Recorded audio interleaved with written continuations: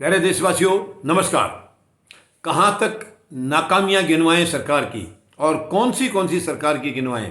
केंद्र सरकार की गिनवाएं या उत्तर प्रदेश सरकार की गिनवाएं, मध्य प्रदेश की गिनवाएं? बहुत ही शर्म की बात है। किसानों को एक तो आज तक कभी किसी सरकार ने उनका जो अधिकार है, जो उनका हक है, जो उनकी एक इमेज है किसान की, कभी भी उसका ध्यान नहीं रखा है। वो देश के पालनहार हैं, देश के लिए अन्न पैदा करते हैं। कभी इनकी पीड़ाओं को कभी सरकारों ने, किसी ने भी नहीं समझा आज तक, किसी ने भी। काले कानून को रद्द कराने के लिए जैसे कि 338 दिन से किसान यहाँ बैठे हुए हैं। इसके अलावा कितनी शहीदियाँ हो चुकी हैं। इसके अलावा साजिशें कर करके आंदोलन को तोड़ने के लिए कई बार किसानों के ऊपर अटैक हुए हैं, जैसे कि लखीमपुर खीरी में गाड़ी चढ़ा दी इनके ऊपर। बहुत ही शर्म की बात है। उधर खाद की किल्लत, खाद नहीं मिल रही है, कहाँ चली गई? इस देश का सब कुछ बाहर कैसे जा रहा है? पैसा भी बाहर जा रहा है। यहाँ देखिए, इतनी है, इन्होंने संस्थान बेचे हैं, उनका पैसा कहाँ है? समझ में नहीं आ रहा। कभी भी किसी कोई अच्छा काम कोई किसी के लिए शुरुआत करना है, उसके लिए पैसा नहीं है इनके पास में। कहाँ का है? यानी देश का पैसा आखिर जा कहाँ रहा है? ये समझ में नहीं आ रहा, किसी को भी समझ में नहीं आ रहा आखिर हमारा पैसा जा कहाँ रहा है। खाद क्यों कमी पड़ी है?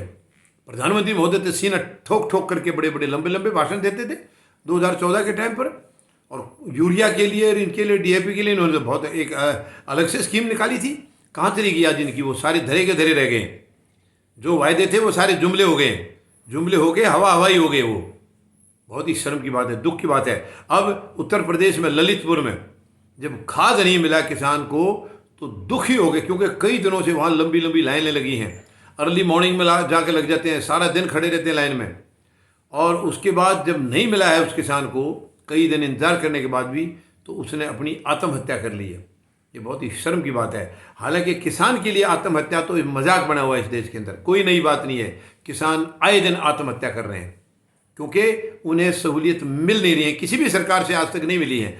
और किसान को अगर वो गहराई से लगाएगा, अपनी खुद की मजदूरी और परिवार की मजदूरी लगाएगा, तो किसान बहुत ज़्यादा घाटे में है, बर्दाश्त नहीं कर सकेगा, बिल्कुल बर्दाश्त नहीं होगा उसको। जब ये लगेगा कि तुम तो एकदम से, यानी जो लागत है उससे भी कम आपको मिल रहा है, लागत से भी कम मिल रहा है, तो बताइए क्या हालत होगी उस वक्त उनकी, क्या हालत होगी। और अब एक ने आत्महत्या कर ली है किसान ने। कितने किसान वैसे शहीद हो गए हैं, कितनों के ऊपर जैसे गाड़ी चढ़ा के मार दिया, और भी कई जगह से बहुत गहरी साजिश किसानों के साथ चल रही है इस आंदोलन में। क्योंकि ये सरकार को नीचा दिखाने वाला आंदोलन है, क्योंकि इन्होंने उद्योग घरानों को ये वचन दिया था कि पूरे देश की ज़मीन आपके हवाले करेंगे, किसान को आपका नौकर बना देंगे। और ये चीज़ अब किसान ने पूरी नहीं होने दी है। किसान ने ठान ली है कि अब आर या पार की लड़ाई होगी, या तो हम ही रहेंगे या ये सरकार रहेगी। किसानों ने चैलेंज कर दिया। अब सरकार बिल्कुल बैकफुट पर है। अब देखना ये है कि अब मानसिकता इनकी कब तक ठीक होती है, वरना किसान फैसला कर चुके हैं कि अब इन्हें काले कानून की जल्दबाजी नहीं है, बल्कि इनको सरकार को वापस करने की जल्दबाजी है, सरकार को हर हालत में बेदखल करने की जल्दबाजी है। क्योंकि ये इनको मालूम पड़ गया है कि जितने दिन ज़्यादा रहेंगे ये और खोखला करेंगे देश को। तो मैं उम्मीद लगाता हूँ कि ये अपनी मानसिकता को ठीक करेंगे, वरना जनता इनकी मानसिकता को ठीक करेगी। धन्यवाद। जय जवान, जय किसान, जय हिंद।